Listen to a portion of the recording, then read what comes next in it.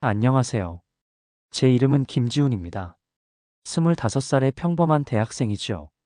남들처럼 빛나는 청춘을 보내기엔 제 삶은 너무나 팍팍했습니다. 아침 6시부터 편의점에서 일하고 오후엔 전공 수업, 저녁엔 학원 강사 보조 일을 하며 하루 24시간이 모자랄 만큼 바쁘게 살고 있죠. 통장 잔고는 늘 바닥이었고 친구들과의 약속은 다음에 보자는 말로 미루는 게 일상이었습니다. 그래도 저는 포기하지 않았습니다. 돌아가신 어머니께서 제게 물려주신 유일한 재산은 바로 성실함이었으니까요. 그날도 전공 수업을 마치고 강의실을 나서는 길이었습니다. 늦은 오후의 캠퍼스는 활기찼지만 제 마음은 늘 무거웠습니다. 그때 강의실 문 옆에 서 있는 한 남자가 제 눈에 들어왔습니다. 짙은 회색의 맞춤 정장을 완벽하게 차려입은 그의 모습은 캠퍼스의 캐주얼한 분위기와는 어딘가 어울리지 않았습니다. 마치 영화 속에서나 나올 법한 인물처럼 말끔하고 빈틈없어 보였습니다. 저는 그저 그를 스쳐 지나가려 했습니다. 하지만 그는 정확히 제게로 걸어와 멈춰 섰습니다. 김지훈 학생 맞으십니까? 그의 목소리는 낮고 부드러웠지만 어딘가 모르게 권위가 느껴졌습니다. 네, 맞는데요. 누구시죠? 저는 김 회장님의 비서 박민호입니다. 김 회장님? 저는 잠시 멍해졌습니다. 제 주위에는 회장님이라고 불릴 만한 분이 단 한 분도 없었기 때문이죠. 무슨 착각을 하신 것 같습니다. 저는 그런 김 회장님이라는 분을 모릅니다. 비서라는 사람은 당황한 기색 없이 차분하게 말을 이었습니다. 회장님께서 혈연을 찾고 계셨는데 여러 조사를 통해 학생이 회장님의 유일한 혈육이라는 사실이 확인되었습니다. 그 말을 듣는 순간 제 머릿속이 텅 비는 것 같았습니다. 마치 천둥이라도 맞은 것처럼 온몸의 감각이 사라졌습니다. 할아버지라니? 저는 외동아들에 부모님은 이미 두 분 다 돌아가셨습니다. 제게는 아무런 가족도 배경도 없다고 생각하며 살아왔습니다. 그런데 이제 와서 할아버지가 나타났다고 그분이 비서가 있는 회장님이라니 이 모든 것이 저를 향한 몰래카메라가 아닐까 하는 생각까지 들었습니다. 농담이 좀 지나치신 것 같네요. 저는 바빠서 이만 가보겠습니다. 저는 그의 곁을 지나쳐 빠르게 발걸음을 옮겼습니다. 하지만 그는 제 뒤를 따라와 다시 말을 걸었습니다. 학생의 모친께서는 윤미연 씨이시죠? 그리고 부친께서는 김재영 씨이시고요. 심장이 쿵하고 내려앉았습니다. 그가 말한 이름은 분명히 제 부모님의 성함이었습니다. 저는 멈춰서서 그를 돌아보았습니다. 그의 표정은 진지했고 눈빛에는 어떤 거짓도 담겨 있지 않았습니다. 명함을 받아주십시오. 그는 제 손에 빳빳한 명함 한 장을 쥐어주었습니다. 그 이름은 대한민국에서 모르는 사람이 없는 대기업이었습니다. TV 뉴스나 경제신문에서 수없이 보던 바로 그 기업이었죠. 저는 믿을 수 없는 현실과 혼란스러운 의문들 속에서 제 손에 들린 명함을 바라보았습니다. 연락 주시면 모시러 가겠습니다. 회장님께서 학생을 뵙고 싶어 하십니다. 그는 더 이상 어떤 설명도 없이 예의 바르게 인사를 하고는 조용히 사라졌습니다. 저는 멍하니 그가 서 있던 자리를 바라보다가 명함을 주머니에 넣고 무거운 발걸음을 옮겼습니다. 그날 밤 저는 잠을 이룰 수 없었습니다. 혹시라도 그 명함이 사라질까봐 주머니에 손을 넣고 또 넣어보았습니다. 제 인생의 모든 불행이 한순간에 뒤바뀔 수도 있다는 기대감과 동시에 이 모든 것이 거대한 사기극일지도 모른다는 불안감이 뒤섞여 저를 짓눌렀습니다. 과연 이 명함은 제게 어떤 의미가 될까요? 기적의 시작일까요? 아니면 또 다른 고난의 서막일까요? 저는 혼란 속에서 밤을 지새워야 했습니다. 주머니 속 명함은 현실을 가장한 거짓말처럼 느껴졌지만 한편으로는 제 인생을 송두리째 바꿀 기회일지도 모른다는 기대감이 불안과 뒤섞여 저를 괴롭혔습니다. 결국 저는 호기심을 이기지 못하고 다음 날 오후 명함에 적힌 번호로 전화를 걸었습니다. 명성그룹 비서실입니다. 수화기 너머로 들려오는 목소리는 부드럽고 차분했지만 어딘가 모르게 딱딱하게 느껴지는 목소리였습니다. 저는 떨리는 목소리로 제 이름을 말했습니다. 잠시 침묵이 흐른 뒤 그는 단호하지만 정중한 어조로 저와 약속 시간을 잡았습니다. 그로부터 며칠 후 저는 약속 장소인 강남의 한 초고층 빌딩 앞에 서 있었습니다. 멀리서 봐도 압도적인 규모의 건물이었죠. 제게는 평생 한번 와볼까 말까 한 곳이었습니다. 검은색 세단이 제 앞에 멈춰 섰고 한 남성이 내렸습니다. 그는 깔끔한 정장 차림에 단정한 머리를 하고 있었습니다. 얼마 전 제게 명함을 주었던 박민호 비서였습니다. 그는 제게 다가와 예의 바르게 인사했습니다. 김지훈 학생, 다시 뵙게 되어 반갑습니다. 안녕하세요. 어색하게 인사를 주고받은 후 저는 그의 안내에 따라 차에 올랐습니다. 저는 당연히 명성그룹 본사 건물로 갈 것이라고 생각했습니다. 하지만 차는 빌딩을 지나쳐 서울 외곽으로 향했습니다. 저는 의문이 들었지만 차마 질문할 용기가 나지 않았습니다. 한참을 달려 차가 멈춘 곳은 높다란 담벼락과 굳게 닫힌 철문이 있는 곳이었습니다. 박민호 비서가 버튼을 누르자 묵직한 철문이 스르륵 열리며 안쪽에 거대한 저택의 모습이 드러났습니다. 차는 울창한 나무가 늘어선 진입로를 따라 조용히 들어갔습니다. 저택은 마치 유럽의 고성처럼 웅장했습니다. 잘 관리된 정원과 수영장, 그리고 고풍스러운 분수대까지. 제가 살던 좁은 원룸과는 비교조차 할 수 없는 풍경이었습니다. 이런 곳에 사는 사람이 있다니. 저는 속으로 중얼거렸습니다. 차에서 내리자 정복 차림의 직원들이 줄을 서서 저희를 맞이했습니다. 그들의 태도는 극도로 정중했고 저는 그들의 시선에 왠지 모를 부담감을 느꼈습니다. 박 비서는 익숙한 듯 저를 이끌고 저택의 현관으로 들어섰습니다. 현관문이 열리자 또 다른 세상이 펼쳐졌습니다. 화려하지만 절제된 인테리어와 값비싼 미술품들, 그리고 넓은 응접실이 눈에 들어왔습니다. 박 비서의 안내를 받아 안쪽 문을 열고 들어서자 한 노인이 책상에 앉아 있었습니다. 그는 백발이었지만 등은 고닫고 눈빛은 날카로웠습니다. 바로 제 할아버지 김 회장이었습니다. 그는 제게서 눈을 떼지 못하고 물끄러미 바라보셨습니다. 내가 지훈이구나. 그의 목소리는 낮고 무게감이 있었습니다. 저는 아무 말도 할 수 없었고 그저 멍하니 서 있었습니다. 태어나서 처음 뵙는 할아버지의 모습은 낯설었지만 사진 속 아버지와 닮은 듯한 묘한 느낌을 받았습니다. 어색한 침묵이 흘렀고 저는 그 분위기를 견디기 어려웠습니다. 앉거라. 앉아. 그의 말에 저는 조심스럽게 의자에 앉았습니다. 할아버지는 저를 물끄러미 바라보셨습니다. 그 눈빛은 처음의 날카로움과 달리 깊은 그리움과 회한이 담겨 있는 것 같았습니다. 마치 제게서 아주 오래된 누군가를 찾고 있는 듯한 눈빛이었죠. 저희의 첫 만남은 그렇게 어색함과 긴장감 속에서 시작되었습니다. 할아버지의 이야기를 듣고 난 후 저는 감정을 주체할 수 없었습니다. 오랫동안 몰랐던 아버지의 아픈 과거, 그리고 그 원인이 할아버지의 잘못이었다는 사실에 분노와 슬픔이 뒤섞여 저를 짓눌렀죠.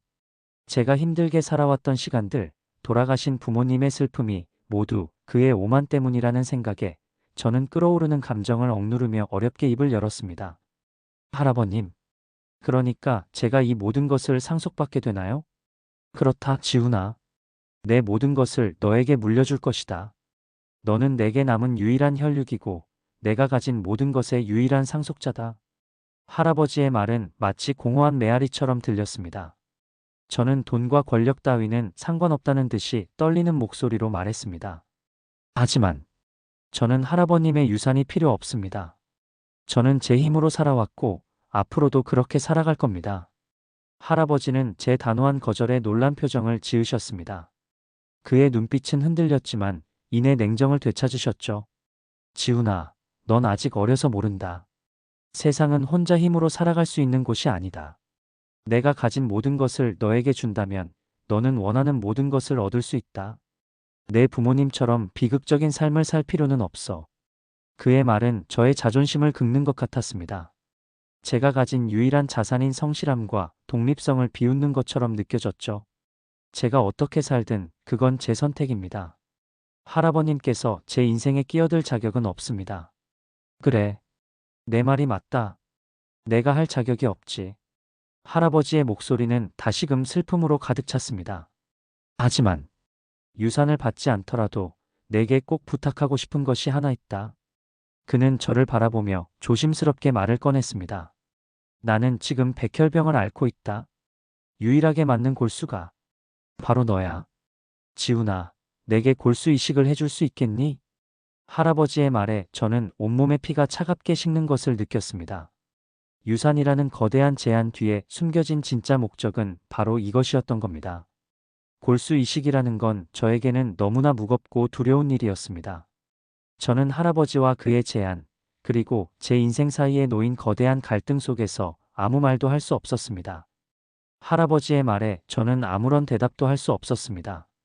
차가운 공기 속에 할아버지의 간절함과 저의 혼란만이 가득했죠. 유산이라는 거대한 제안 뒤에 숨겨진 진짜 목적이 드러나는 순간이었습니다. 저는 이 모든 상황이 마치 저를 시험하는 거대한 게임처럼 느껴졌습니다. 할아버지의 생명을 살리고 막대한 유산을 받는 대신 저는 제 삶의 전부를 흔들어야 했습니다. 저는 잠시 그의 말을 되새겨 보았습니다. 유일한 후계자라는 말, 그리고 골수 이식이라는 단어. 두 가지가 동시에 제게 쏟아져 내리자 저는 아무런 말도 할 수 없었습니다. 저는 그 자리를 박차고 일어섰습니다. 죄송합니다. 저는 이 모든 것이 너무 혼란스럽습니다. 잠시 생각할 시간이 필요합니다. 할아버지는 아무 말 없이 저를 보내주셨습니다. 박 비서의 안내로 차에 다시 올라타고 집으로 향하는 길 내내 저는 창밖을 바라보며 깊은 생각에 잠겼습니다. 제가 살고 있는 작은 원룸으로 돌아왔을 때 모든 것이 더욱 혼란스럽게 느껴졌습니다. 이 좁은 방에서 벗어나기 위해 그렇게 열심히 살아왔는데 이제 제 앞에 놓인 길은 너무나 달랐습니다. 며칠 후 저는 친한 친구인 민호를 만났습니다. 민호는 제가 겪고 있는 일을 유일하게 털어놓을 수 있는 사람이었죠. 저는 그에게 할아버지와 유산 그리고 골수 이식에 대해 모두 이야기했습니다. 야, 김지훈. 미쳤냐? 골수 이식이라는 게 장난이 아니야. 한 번 하면 몸이 엄청 힘들다고 들었어. 그리고 그 할아버지는 너를 돈으로 보려는 거 아니냐? 내가 필요해서 이제야 나타난 거잖아. 민호의 말에 저는 흔들렸습니다. 그의 말대로 할아버지는 저를 진심으로 가족으로 대하는 것이 아니라 그저 자신의 생명을 연장하기 위한 도구로 생각하는 걸 수도 있었습니다. 민호의 걱정 어린 눈빛은 제 마음속의 갈등을 더욱 깊게 만들었죠.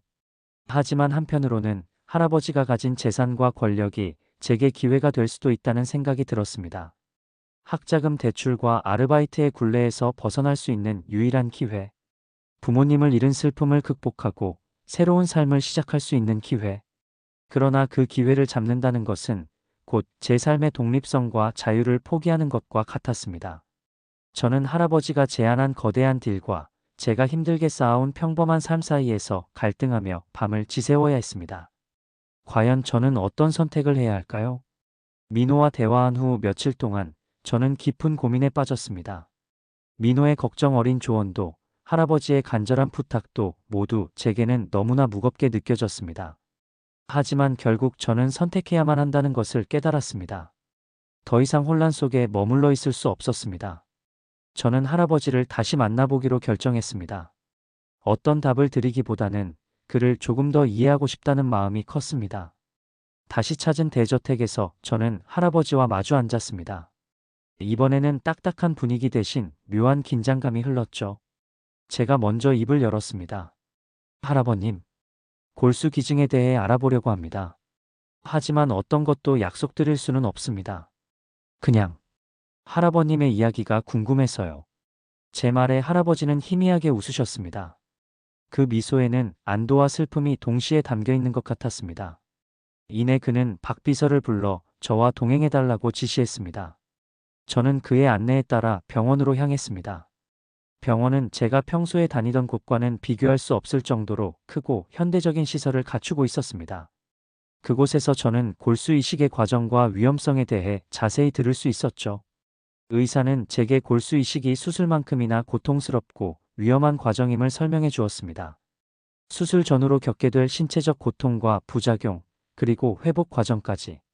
저는 할아버지의 생명을 살릴 수 있다는 생각과 함께 제 삶이 송두리째 흔들릴 수도 있다는 두려움을 동시에 느꼈습니다. 그날 이후 저는 할아버지와 함께하는 시간이 늘어났습니다. 저는 그의 옆에서 병원에 동행했고 함께 식사를 하고 조용히 책을 읽는 그의 옆에 앉아 있기도 했습니다. 할아버지는 제게 많은 것을 보여주셨습니다. 그가 평생 쌓아온 제국, 그리고 그 이면에 숨겨진 외로움을요. 그는 저에게 돈은 모든 것을 살 수 있다고 생각했지만 사랑하는 가족의 따뜻함만은 살 수 없었다고 말씀하셨습니다. 그의 눈에는 깊은 회한이 담겨 있었죠. 저는 그와 함께 시간을 보내면서 할아버지가 단순히 저를 이용하려 한 것이 아니라는 것을 조금씩 깨닫기 시작했습니다. 그는 정말로 자신의 잘못을 후회하고 있었고 저를 통해 그 잘못을 만회하고 싶어 했습니다. 저는 할아버지의 모습에서 아버지의 그림자를 보았고 제 자신에게서 할아버지의 모습을 발견했습니다. 저희의 관계는 단순한 유산 상속자와 후계자의 관계를 넘어 잃어버렸던 가족의 유대를 찾아가는 과정으로 바뀌고 있었습니다. 저는 요즘 학교에 가는 발걸음이 무겁습니다. 수업이 끝나고 강의실 문을 열면 카메라 플래시가 번쩍거리고 낯선 기자들이 다가옵니다. 김지훈 씨 맞죠? 할아버지 유산 전부 상속받으신다는데 사실입니까? 골수 이식은 동의하셨습니까? 혹시 조건이 있는 건가요? 저는 그 질문에 대답할 자격도 마음의 준비도 되어 있지 않았습니다. 그저 평범하게 공부하며 아르바이트로 생활비를 벌던 학생이었는데 하루아침에 제 삶이 이렇게 바뀌어 버렸습니다. 친구들도 달라졌습니다. 늘 같이 컵라면을 먹던 동기가 저를 보며 이렇게 말했습니다. 야, 이제 너 알바 안 해도 되겠다. 그냥 한턱 크게 쏴라. 농담인 줄 알았지만 웃는 눈빛 속에 묘한 거리감이 느껴졌습니다. 며칠 전에는 같은 과 선배가 찾아와 진지한 얼굴로 말했습니다. 지훈아, 우리 같이 사업 하나 해보자. 내 이름만 있어도 투자자들이 붙을 거야. 저는 정중히 거절했지만 돌아서는 그의 표정에는 실망과 원망이 함께 담겨 있었습니다. 저는 오늘도 편의점 카운터에 서 있었습니다. 밤 10시가 넘어가자 손님은 뜸해지고 저는 컵라면 진열대를 정리하고 있었습니다. 평소처럼 조용히 마감을 준비하려던 그때 편의점 문이 덜컥 열렸습니다. 익숙한 검은 양복 차림에 비서님이 들어왔습니다. 지훈 씨, 오늘은 집에 일찍 들어가시는 게 좋겠습니다. 그의 얼굴은 경직되어 있었습니다. 왜요? 무슨 일 있으신가요? 제가 물었습니다. 비서님은 제 뒤편을 흘끗 바라보며 낮게 말했습니다. 지금 친척분들이 근처에 와 있습니다. 최대한 막아보려 했는데 곧 여기로 올 겁니다. 저는 순간 심장이 철렁 내려앉았습니다. 편의점까지 찾아온다고요? 그 말이 끝나기도 전에 문이 거칠게 열렸습니다. 화려한 옷차림의 아주머니, 뚱뚱한 중년 남자, 그리고 젊은 청년이 들어섰습니다. 그들은 편의점 안을 한 바퀴 훑어본 뒤 곧장 카운터 쪽으로 다가왔습니다. 비서님이 황급히 앞을 막아섰습니다. 여긴 일을 하는 곳입니다. 이러시면 곤란합니다. 아주머니가 코웃음을 치며 말했습니다. 곤란? 우리가 누군데? 피 한 방울 안 섞인 사람은 저리 비켜. 우리는 가족이야. 비서님의 눈빛이 차갑게 식었지만 더는 밀어낼 수 없었습니다. 편의점 안은 이미 그들의 목소리로 가득 찼습니다. 저는 어쩔 수 없이 카운터 뒤에서 나왔습니다. 제가 김지훈입니다. 제 목소리가 떨리는 걸 스스로도 느낄 수 있었습니다. 그 순간 아주머니가 제 앞으로 다가오며 손을 잡아 끌듯 말했습니다. 그래, 내가 지훈이구나. 내가 모든 걸 물려받는다는 그 손자. 이제는 우리 얘기도 들어야지. 중년 남자가 카운터 위에 팔을 탁 올리며 말했습니다. 이 편의점 알바가 내 삶의 전부가 아니게 될 거야. 하지만 그 모든 게 내 혼자 차지할 수 있는 게 아니란 걸 명심해라. 편의점 안 형광등 불빛 아래서 저는 숨이 막혔습니다. 익숙한 공간이었는데도 순간 낯선 곳에 와 있는 듯 느껴졌습니다. 비서님은 제 옆에서 작은 목소리로 속삭였습니다. 지훈 씨, 휘둘리지 마세요. 하지만 그들의 눈빛은 집요했습니다. 마치 제가 편의점 카운터에 갇힌 작은 물고기라도 된 듯 사방에서 몰아붙이고 있었습니다. 친척들이 떠난 뒤 편의점 안은 다시 고요를 되찾았지만 제 가슴은 불덩이처럼 달아올라 있었습니다. 지금까지 제 삶은 빠듯한 등록금과 아르바이트로만 채워져 있었는데 갑자기 나타난 친척들과 그들의 탐욕스러운 눈빛은 마치 낯선 세계에 발을 들여놓은 기분이었습니다. 박 비서님은 한동안 말없이 저를 바라보다가 결국 무겁게 입을 열었습니다. 지훈 씨, 이제는 사실을 말씀드려야 할 것 같습니다. 저는 날 선 목소리로 물었습니다. 무슨 사실이요? 방금 저 사람들만 해도 저를 상속자라고 몰아붙이는데 도대체 제가 뭘 더 알아야 합니까? 그의 눈빛이 흔들리다 이내 결심이 선듯 단단해졌습니다. 어르신께서는 중병을 앓고 계십니다. 골수 이식 없이는 생명을 장담하기 어려운 상태예요. 제 심장이 쿵 하고 내려앉았습니다. 그래서 저를 찾으신 겁니까?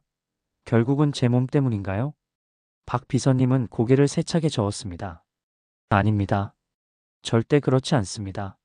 어르신께서 이식을 받으려는 이유는 단순히 살기 위해서가 아닙니다. 지훈 씨를 지키고 싶어서입니다. 저는 멍하니 그를 바라봤습니다. 지키고 싶어서라니요? 친척들이 오늘 보여주셨잖아요. 그분들은 지훈 씨를 혈육으로 생각하지 않습니다.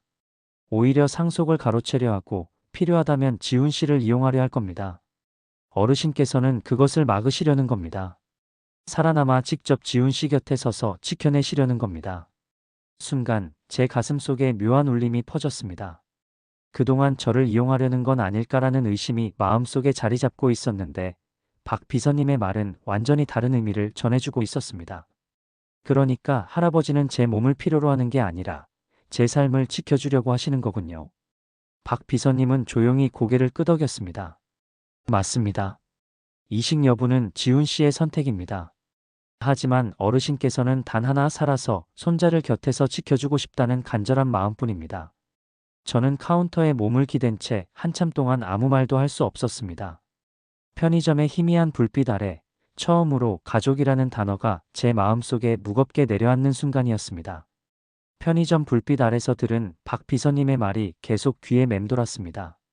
어르신께서는 지훈 씨를 지키고 싶어서 이식을 받으려 하십니다. 머리로는 이해가 됐습니다. 하지만 가슴은 그렇지 않았습니다. 살아온 동안 가족이라는 울타리는 제게 너무 멀고 낯선 단어였습니다. 어머니는 일찍 세상을 떠나셨고 아버지에 대한 기억은 사진 몇 장이 전부였습니다. 그런데 이제 와서 갑자기 할아버지가 나타나 제 삶을 지켜주겠다고 말한다니. 솔직히 말해 믿기지 않았습니다. 며칠 동안 강의실에서도 아르바이트를 하면서도 마음이 복잡했습니다. 편의점 계산대에 서서 손님에게 거스름돈을 내밀 때조차 제 안에서는 끊임없이 질문이 쏟아졌습니다. 정말로 저를 위해 그러시는 걸까? 아니면 결국은 자기 목숨이 더 급해서 그런 건 아닐까? 내가 이식을 하지 않으면 할아버지는 돌아가실까? 만약 한다면 내 삶은 어떻게 달라질까? 진짜 가족을 얻을 수 있을까? 이런 생각들이 끝없이 떠올라 밤마다 뒤척였습니다. 좁은 고시원 방 삐걱대는 침대 위에서 천장을 바라보며 수없이 자문했습니다. 저는 늘 혼자 버텨왔습니다. 누구도 제 미래를 지켜주겠다고 말해준 적이 없었습니다. 그런데 이제는 누군가, 그것도 제 혈육이 저를 지켜주고 싶다고 합니다. 그 말이 믿고 싶은 동시에 두려웠습니다. 다음 날 도서관에서 책을 읽는 척하며 저는 결국 마음속에 있는 말을 조심스레 꺼내봤습니다. 만약 거절한다면? 그 순간 가슴 한쪽이 찌르듯 아파왔습니다. 거절은 곧 아직 저를 지켜주지도 못한 할아버지를 잃는다는 뜻이니까요. 저는 손으로 얼굴을 감쌌습니다. 이건 내 인생에서 가장 어려운 선택일지도 몰라. 목소리가 작게 새어나왔습니다. 바람이 창문 너머에서 스며들었지만 제 마음은 여전히 숨이 막히듯 답답했습니다. 앞으로 다가올 시간이 제 삶의 방향을 완전히 바꿔놓을 것만 같았습니다. 병원 복도를 따라 걸어가는데 제 발걸음은 점점 더 무거워졌습니다. 하얀 벽과 희미한 소독약 냄새가 코끝을 스칠 때마다 제 마음은 더 복잡해졌습니다. 문 앞에 도착했을 때 저는 한참 동안 문고리를 잡지 못했습니다. 조심스레 문을 열자 창가 옆 침대에 앉아있는 할아버지가 보였습니다. 얼굴은 수척했지만 눈빛만큼은 깊고 단단했습니다. 할아버지 고개를 돌려 저를 바라봤습니다. 순간 제 심장은 강하게 쿵 내려앉았습니다. 지훈이 왔니? 할아버지의 손이 떨리며 제 쪽으로 뻗어왔습니다. 그 손을 잡아야 할지 망설였지만 결국 저는 천천히 손을 내밀었습니다. 거칠고 차가운 손끝이 제 손에 닿는 순간 마음속에 알 수 없는 감정이 차올랐습니다. 미안하다, 정말 미안하다. 나는 내가 있는 줄도 모르고 살았다. 이제 와서 이렇게 찾아와서 부탁을 하게 돼서 너무도 미안하다. 할아버지의 목소리가 떨렸습니다.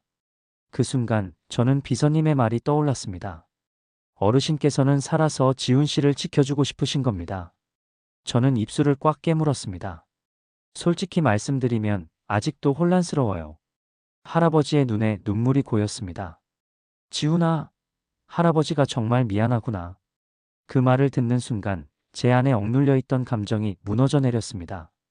저는 할아버지의 손을 꼭 잡으며 떨리는 목소리로 말했습니다. 저도 아직 두렵지만 할아버지께 기회를 드리고 싶어요. 그리고 저도 할아버지를 더 알고 싶어요. 할아버지의 눈에서 눈물이 흘러내렸습니다. 그 눈물 속에는 오랜 후회의 그림자와 뒤늦게 찾아온 희망이 함께 비치고 있었습니다. 그날 저는 처음으로 가족이라는 단어를 마음 깊이 받아들였습니다. 앞으로 어떤 어려움이 있더라도 이제는 혼자가 아니라는 사실이 저를 조금은 강하게 만들어 주었습니다. 저는 골수 이식 날짜를 잡았습니다. 친척들의 끊임없는 압박과 언론의 관심 속에서 저는 더 이상 망설일 수 없었습니다. 제 안의 모든 혼란을 뒤로하고 저는 할아버지를 돕기로 결정했습니다. 골수 이식은 제게 엄청난 부담이었지만 저는 할아버지의 생명을 살리고 저희의 관계를 회복할 수 있는 유일한 길이라고 믿었습니다. 수술 당일 저는 수술실로 향하기 전 할아버지와 마지막으로 대화를 나누었습니다. 할아버지는 저를 굳은 표정으로 바라보았지만 그 눈빛은 깊은 후회와 함께 감사함으로 가득 차 있었습니다. 지훈아, 정말 미안하다. 내가 너를 이렇게 힘들게 만들었다는 것이 너무나 가슴 아프다. 부디 나를 용서해 주렴. 저는 할아버지의 진심 어린 사과에 눈물을 흘렸습니다. 할아버지, 괜찮아요. 이제야 진짜 가족이 된 것 같아요. 아버지가 원했던 것이 이런 것이었을지도 모르겠습니다. 저희는 서로의 손을 잡고 서로의 진심을 이해하며 화해에 이르렀습니다. 이 순간 저희는 더 이상 유산 상속자와 후계자가 아니라 진정한 가족이 되었습니다. 수술은 성공적이었어요. 할아버지는 건강을 되찾으셨습니다. 저는 할아버지의 유산을 상속받았지만 저의 평범한 삶을 버리지 않았습니다. 저는 대학에 계속 다니며 학업을 마쳤고 아르바이트도 계속했습니다. 하지만 이제는 돈이 아니라 제 자신이 가진 가치를 증명하기 위해 노력했습니다. 저는 할아버지의 뜻대로 유산의 30%를 사회에 환원하기 위한 재단을 설립했습니다. 재단의 이름은 김재영 재단. 아버지의 이름을 딴 것이었습니다. 저는 재단을 통해 어려운 환경에 있는 학생들을 돕고 젊은이들에게 새로운 기회를 제공했습니다. 저는 할아버지와 함께 재단을 운영하며 돈의 가치와 사회에 대한 책임감을 배웠습니다. 저는 이제 더 이상 외롭지 않습니다. 제게는 사랑하는 할아버지가 있고 저희 가족의 이름으로 사회에 공헌할 수 있는 책임감이 있습니다. 저는 제 삶을 스스로 만들어가면서 할아버지와 함께 새로운 가족의 역사를 써내려갈 것입니다.